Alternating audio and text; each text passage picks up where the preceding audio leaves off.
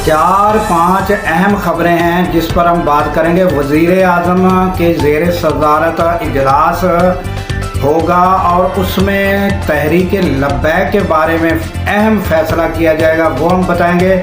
उसके अलावा इमरान खान को बनी गाला शिफ्ट करने की खबर क्या है, ये हम आपको बताएंगे। और सुहेल अफरीदी आज मुलाकात क्या कर पाएंगे, क्योंकि जो मुलाकातों की लिस्ट है उसमें नाम दे दिया गया है, ये हम बात करेंगे। उसके अलावा नाज़रीन, कच्चे के डाकू वो जो है वो पेश हुए हैं, इनाम याफ्ता डाकू, उन्होंने हथियार डाले हैं। इस पर थोड़ी सी रोशनी डालेंगे कि ये क्या मामलात हैं, इस पर भी हम बात करेंगे।